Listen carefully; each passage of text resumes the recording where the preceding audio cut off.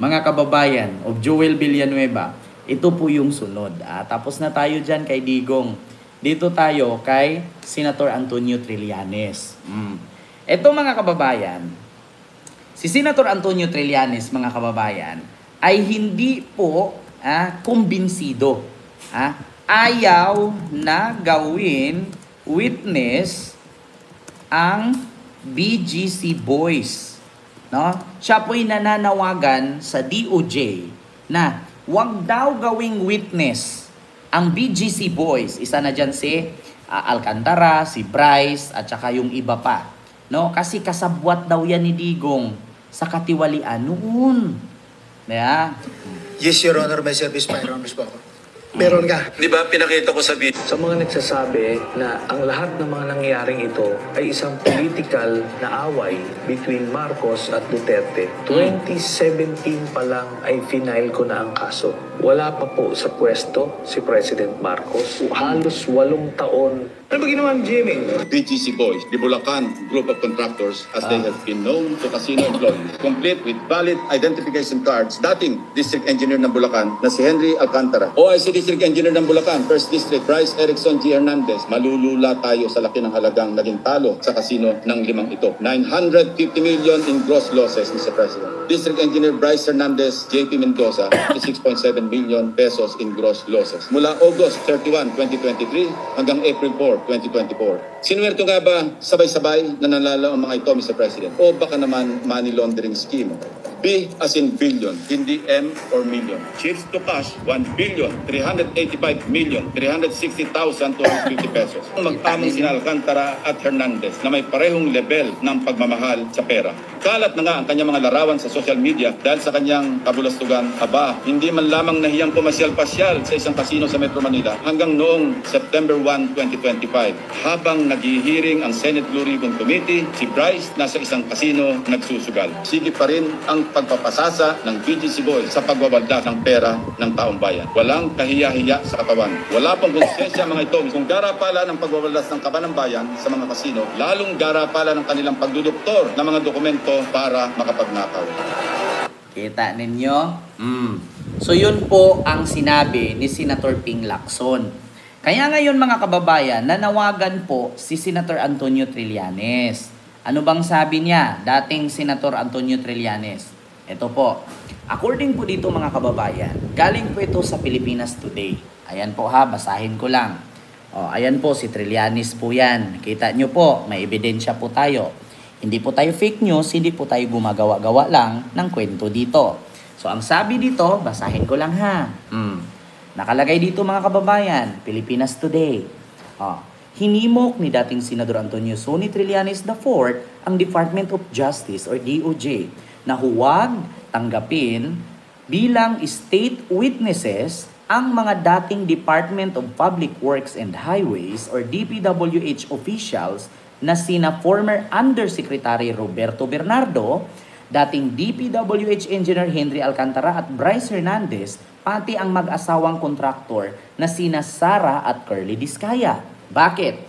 Habang pinoprotektahan nila Bernardo, Alcantara, Hernandez at mga Discaya, ang mga kasabwat nila sa Duterte administration, nanawagan tayo sa DOJ na huwag silang tanggapin bilang state witness. Panawagan ni Trillanes. Aniya, pinoprotektahan umano ng mga naturang individual ang mga kasabwat nila sa Duterte administration, kung kaya't hindi dapat sila matanggap bilang state witness. Sila Duterte ang nagpalago ng mga sindikato sa iba't ibang government agency, ani ni Trillanes sa kanyang post sa Twitter. Di ba? Sila Duterte ang nagpalago ng mga sindikato sa iba't ibang government agency. Totoo naman talaga mga kababayan. Bakit? Kung hindi po, inispoiled ni Duterte yan. Kasi nag-umpisa po kasi yan mga kababayan sa Duterte administration. Kung makita nyo naman po at napanood nyo naman po ang pag-amin ng mag-asawang Discaya or ni Sara Discaya na 2016 onward sila na nag-umpisa. At lalo na din po itong si Alcantara at si Hernandez. 2016 sa kasalukuyang DPWH Secretary pa si Mark Villar. Si Mark Villar po ang nagtalaga ng BGC Boys na pinangalanan ni Senator Lacson kanina na tumalo po ng 900 million sugal sa casino sa Maynila. 900 million mula sa pera ng taong bayan. Take note, yung 900 million mga kababayan, napakaraming pabahay na po yun. Napakaraming pagkain na po yun na pwedeng ipakain sa mga batang nasa lansangan. Pwede na natin yung itulong sa mga PWD o di kaya mga school supplies sa mga batang hindi kayang tustusan ng magulang o di kaya panggamot sa mga senior citizen na maintenance sa pang-araw-araw. Diba? Napakalaking pera yon. Pero bakit hindi sila nakulong?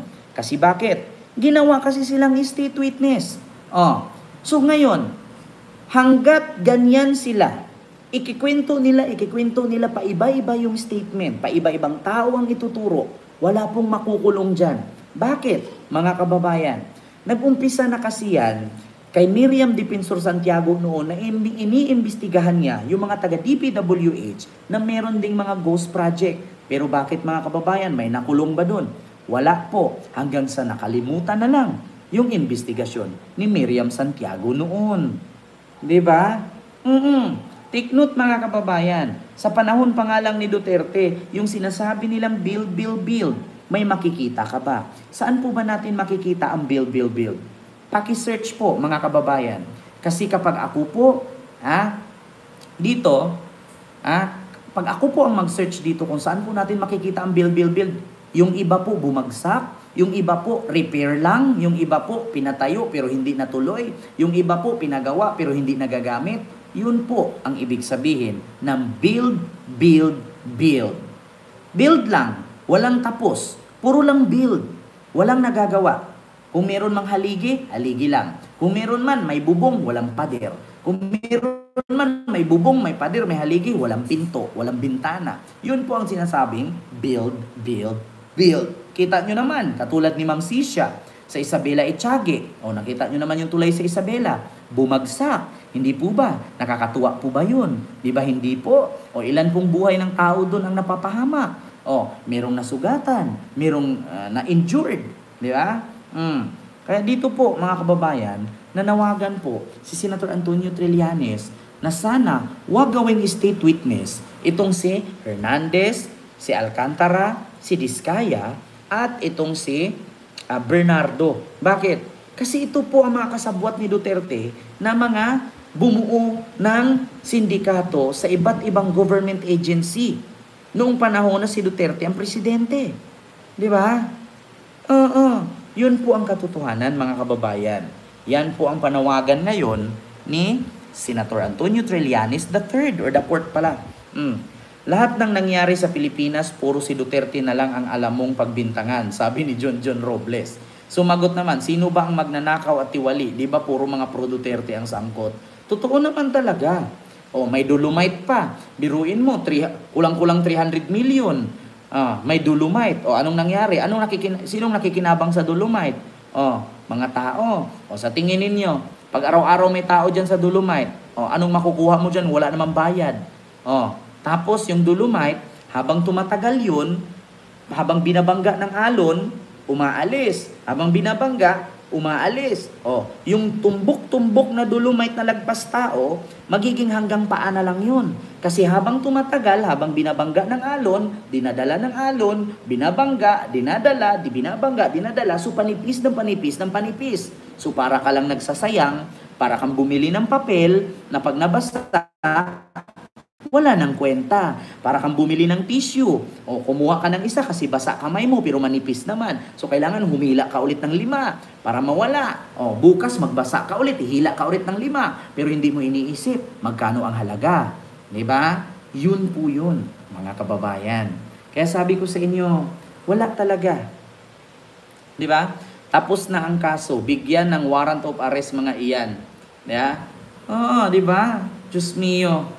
May nakulong ba? Wala pong nakulong. Ito nga, ipakita ko sa inyo mga kababayan. Hindi lang po sa panahon ni PBBM na may nabisto ng mga taga-DPWH na nagnakaw. Mismong si Miriam Santiago, mga kababayan, ay DPWH, ano na din yan, wait lang, imbestiga na din yan sa Sure tayo. Sino ang kasabot doon sa public works? Itong tatlong construction firms na ito. Your Honor, to be frank, we have not identified. Hindi mo ginagawa ang trabaho mo. Senator Lacson, please interrogate so that we can find out who was this person who allegedly gave 70 billion or received 70 billion in connection with this. Your Honor, thank you, Madam Chair. No, you are not recognized. Di ba? Mr. De Luna, sinong nakikilala mo doon sa public works? Nakikilala mo lang para... Matanong ko po mga kababayan, alam ko po naabutan nyo si Miriam. 70 billion ang usapin dyan. 70 billion. Kung ngayon sa panahon ni PBBM, 500 million ba o 500 billion? Alam ko 500 million eh. Kulang-kulang 1 billion. Dito sa investigasyon ni Miriam Santiago, mga kababayan, 70 billion ang pinag-usapan. May tanong ko lang po, may nakulong ba dito sa investigasyong ito? Pagkakaalam ko po, mga kababayan, wala. So may aasahan ba tayo, mga kababayan, na may makukulong ngayon? Kasi dito pa lang kay Miriam Santiago, napakatapang nito ni Miriam. Andyan si Lacson, buhay na buhay, isa din sa investigador. May nakulong ba? Wala. Nasapawan lang, natabunan lang, nauwi lang sa kwento, nauwi lang sa logbook, nauwi lang sa history, pero walang nakukulong. Kaya nga sabi ko sa inyo, mga kababayan, tama ang sinabi ni Senator Antonio Trillanes. Huwag gawing state witness yan kasi yan yung mga nagnanakaw. Nagpakasasa sila. Bakit nyo gawing state witness yung mga yan? Di ba?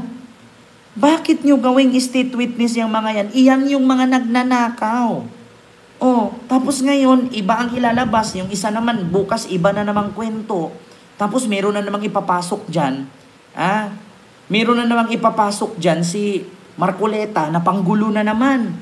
Di ba? Kita nyo? Sante lang na pagtatanong.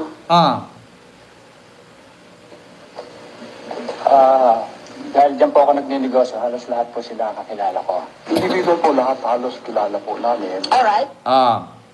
Ito po, naka-record mga kababayan, 2009 DPWH 70 billion.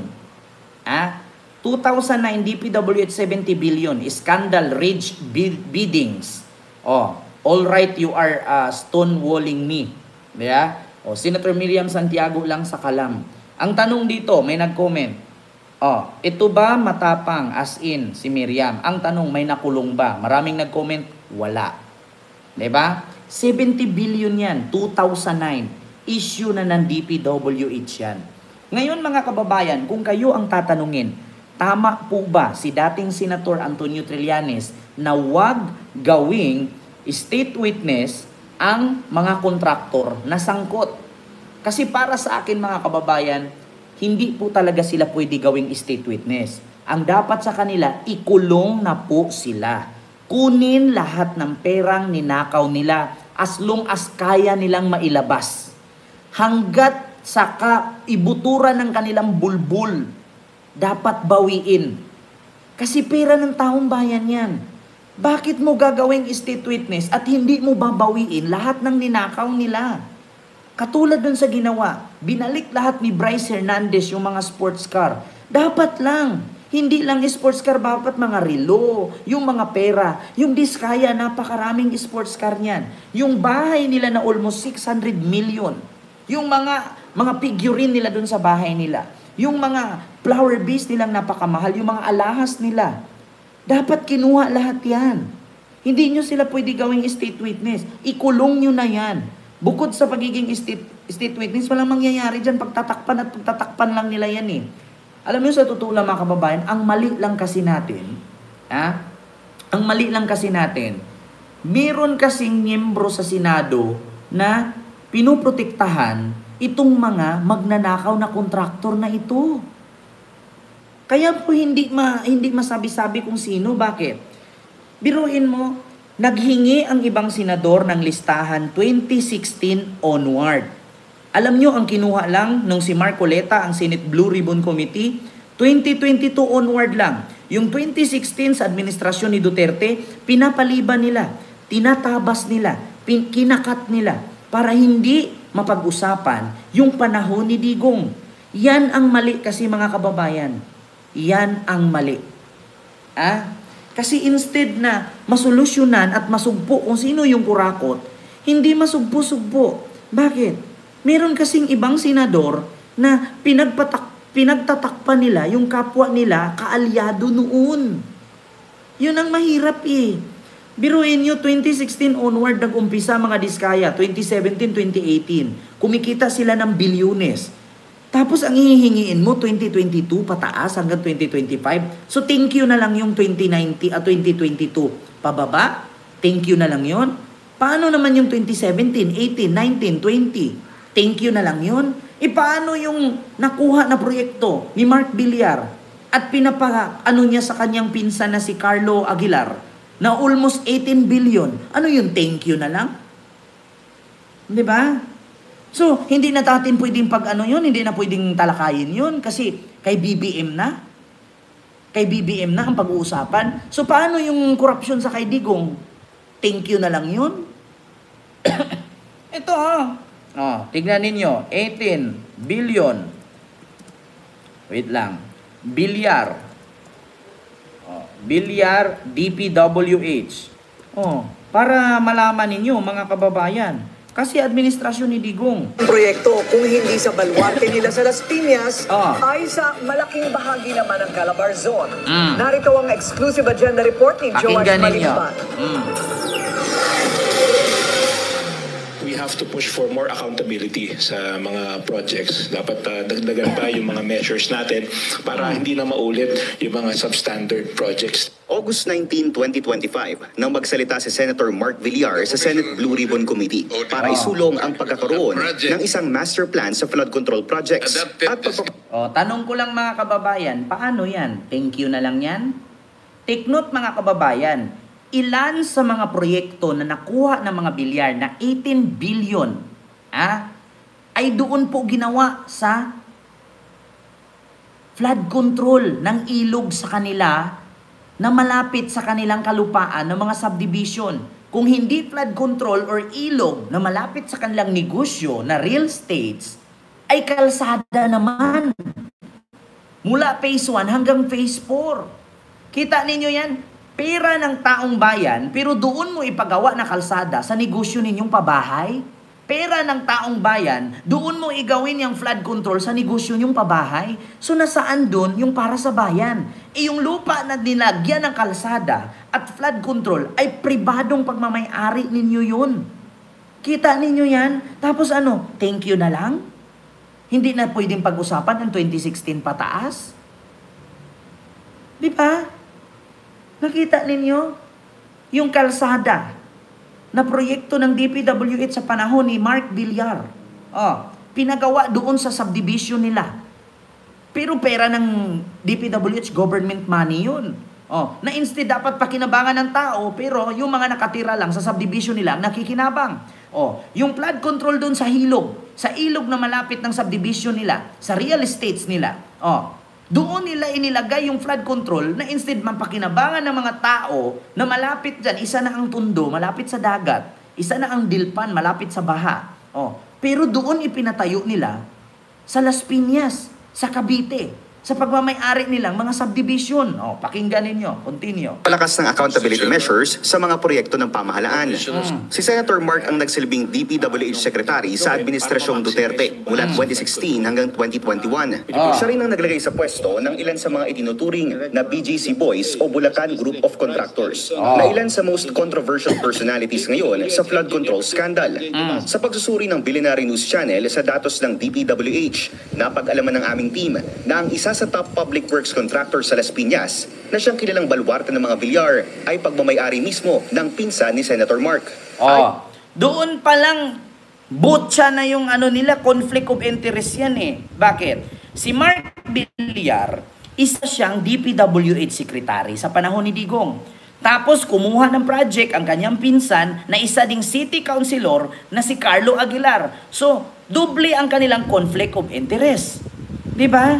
Bakit? Si Mark Villar nasa gobyerno DPWH, bawal kang tumanggap ng proyekto sa gobyerno kasi may posisyon ka. Yung kanyang pinsan naman si Carlo Aguilar, tumanggap ng proyekto mula sa DPWH sa pamamagitan ni Mark Villar, isa ding city councilor na nagmamay-ari ng isang construction company. So, botcha po ang tawag doon. Kumbaga, sa madaling salita, patay na, binibenta mo pa, tapos kinakain at niluluto pa. Diba? O, doble po ang pagiging conflict of interest. Diba? 18 billion.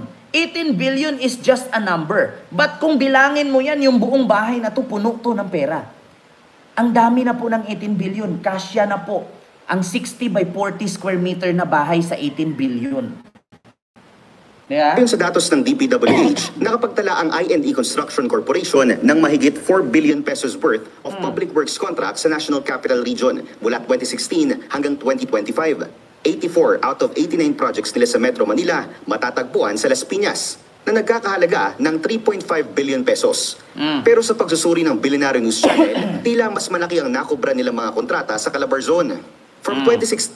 Kita ninyo? Napakalaki. May nagtanong, sabi ni Marsan Mario. Idol, matanong nga, di ba nailabas na yung budget ng 2022 bago mag-eleksyon? So nailabas na ni Digong. Ganito po kasi yan, Marsan Mario. Anytime po, kahit ngayon, si PBBM, pwedeng maglabas yan ng budget na completed. Pero, kung i-check mo yan isa-isa, halimbawa, binadgetan mo ng 1 trillion for construction, kalsada, city lights, schools, centers, mga buildings, hospitals, 1 trillion. Ngayon, isulat mo doon, completed, tapos na. So, yung ligasiya mo bilang presidente, perfecto. Kasi bakit? Completed. 1 trillion. Nakapagpagawa ka ng kalsada, tulay, flood control, schools, hospitals, okay yun. Ang tanong ngayon, pag i-check mo isa-isa, lahat ba talaga na proyekto na yun ay naipatayo? Kasi ang dami pong nahuli si PBBM, completed sa DPWH, pero walang project na katayo. Ganun po kasi mga kababayan, ang kalakaran ng DPWH. Completed sa listahan, pero walang nakatayo or may nakatayo, tinipid sa materyales. Yun po ay tinatawag na substandard. Sa 1 billion budget, ang mapupunta sa kalsada dyan, 300 million na lang. Yung 700 million, pinaghati-hatian na yon. Kay contractor, kay DPWH secretary, kay congressman, kay mayor, kay foreman, at kay bagman. So, 7 po ang maghahati-hati diyan sa 1 billion. So, 300 million na lang ang mangyayari na proyekto. Halimbawa, ako, 1 billion kalsada. So, paano mo masabi na ang kalsada ay hindi substandard at tatagal ng 10 taon or 20 years, 2 dekada? Kung 1 billion ang budget pero 300 million lang ang napapagawa kasi may kickback na, may kay chairman pa. Ganun po katalamak ang pagnanakaw sa ating kaban ng bayan. Mga kababayan, kung hindi po tayo magkakaisa, kung hindi po natin tanggalin at baguhin ang konstitusyon, wala pong magbabago sa ating bansa. Kahit pa mamatay na lang ako, kayo, matapos na lang yung termino natin sa buhay, hanggat hindi po papalitan ang konstitusyon ng ating bansa, hindi po mawawala ang korupsyon. Totoo po yun, mga kababayan. Hanggat hindi mo baguhin, hanggat hindi mo tanggalin lahat ng mga nakaupo ngayon, hindi po mawawala ang korupsyon. Mananatili't mananatili yan. Sa sunod ng 4th generation mula sa atin ngayon, nandyan pa rin ang korupsyon. Bakit? Sabi nga ni Miriam, mga kababayan, ganito yan. Ang kandidatong tanga, mananalo yan kung iboto siya ng butanting tanga. Diba? Yun. Diba? So yun po yun, mga kababayan. Yung